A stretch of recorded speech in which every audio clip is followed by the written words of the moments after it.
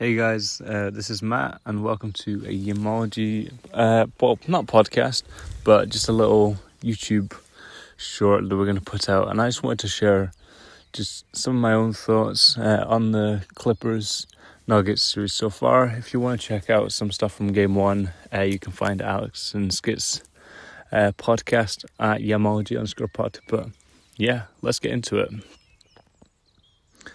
So last night we saw another great game between the Clippers and the Nuggets.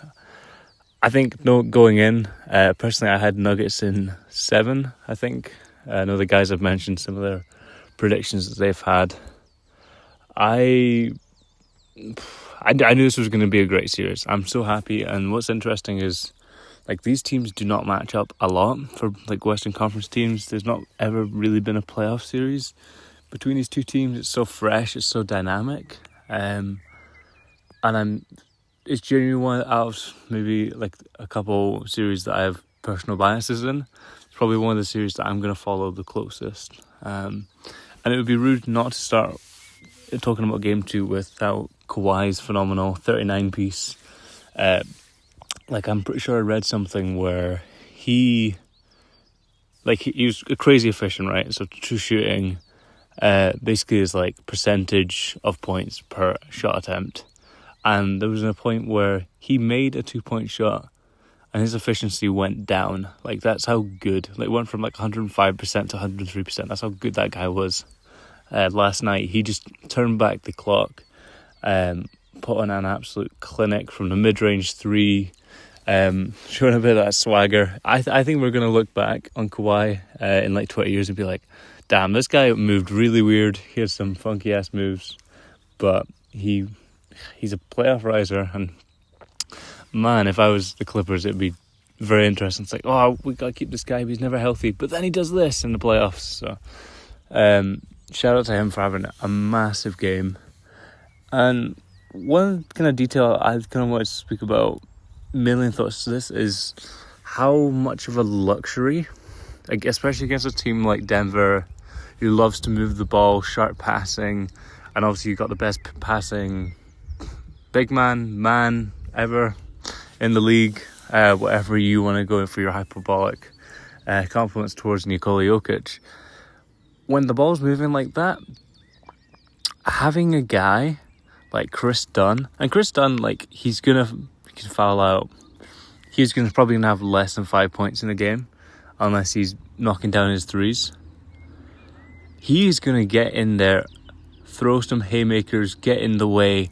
His activity, length, anticipation, it's just everything you would hope for if you were going against the Nuggets. I think he's continuing to be a really big X factor, just losing his length, bothering guys like Jamal. Even if they switch, if they're not putting Zoo on him, having him there just to be active, this guy's wingspan is insane. He's really getting into it, really disrupting their rhythm, and basically forcing them to play with a high level of ball security. But when you have guys like Christian Brown, Russell Westbrook, guys that might necessarily keep the ball in a safeguarding spot, it creates a ton of havoc. And obviously we saw Kawhi's big steal against Nikola Jokic, who had 7 turnovers in that game down the stretch. That's what you want to do against Denver. You want to make sure that they feel very uncomfortable when moving the basketball, because they love a passing cut. But basically every time you'll see James Harden matched up on Aaron Gordon in a dunker spot. James Harden's not historically the best defender, but he's always been good in the post. Has that IQ. You can see him watching, and basically they're watching Aaron Gordon on lobs. Aaron Gordon also had a missed wide open dunk off the bounce, and I mean wide open. 2 people could have scored this basket on the Christian Brown shovel, and he didn't come through. He absolutely junks this dunk attempt that ended up basically in the crowd. And there's a couple of moments in the end of that game where you think, if it just went this way, the Nuggets could have had it. And I think that's the same way you could have felt about the Clippers Game 1, especially listening to what Alex and Yanni have been saying.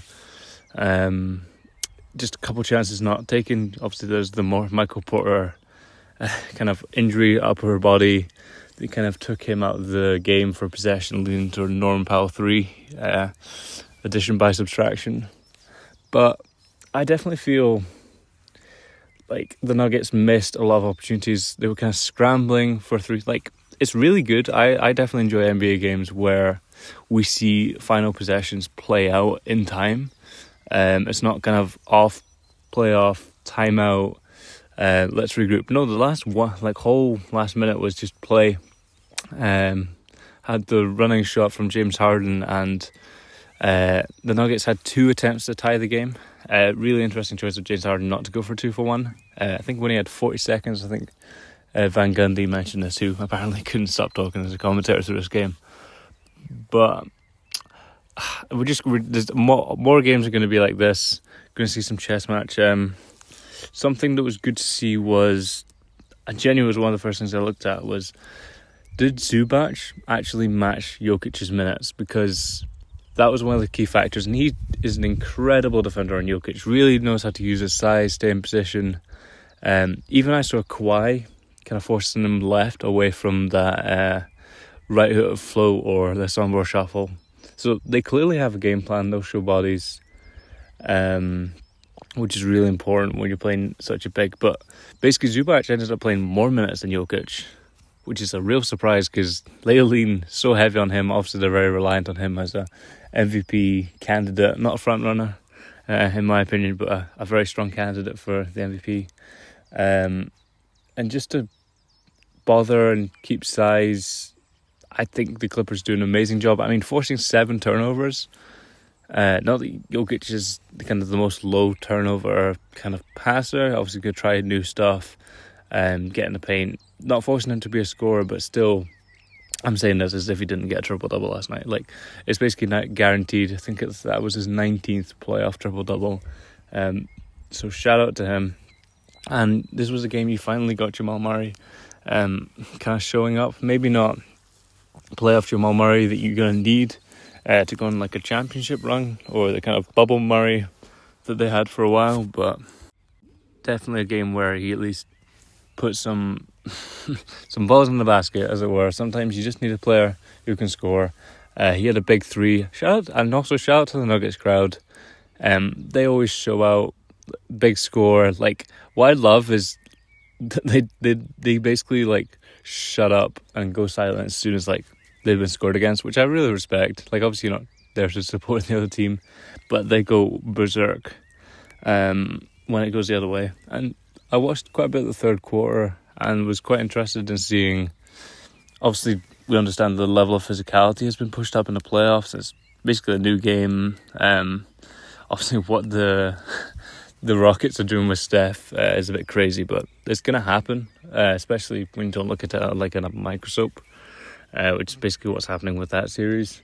But there's an instant where Jamal Murray basically picked up, it was Norman Powell, but in my opinion, it's basically there was a big push-off off ball leading up to that wasn't called, so it's kind of onto the refs for making that call early and keeping that control. Basically, after that, they tightened up the rules with a screwdriver and just kept it so tight. They called about 6 fouls in 90 seconds. I think someone said there was more fouls than that than basically the rest of the game, which is never great for momentum, especially in the third quarter. But, ridiculous amount of lead changes.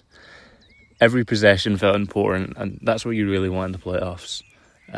So, super exciting series. I would still say the Nuggets kind of have the little edge. Just, I think, when you have a best player in the world, it's hard. He's not had a great performance, but I think the Clippers are doing enough to warrant his errors. And basically, unless Kawhi and Harden go back and forth and basically going off for multiple 30-point games, I don't see where the Clippers can have enough offensive power or strength to just kind of work through that. Even though, like, Denver will try and hide Jokic in like a screen. Sorry, not in a screen. We'll keep him away from screens because they'd love to attack him and go left, get to the basket. But they'll put him in a zone But even the Clippers know how they can get him out of the paint in our zone, swing, drop, etc.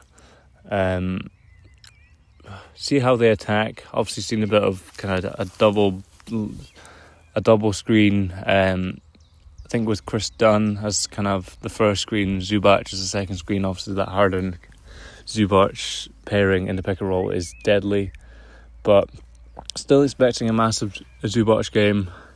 He can have some super efficient nights, but he's the one that needs to step up offensively if the Nuggets are going to lose this series. But super excited to see what happens, and yeah, that's it, folks. Make sure to subscribe to Yomology, and make sure to check out the podcast. We're doing that every week.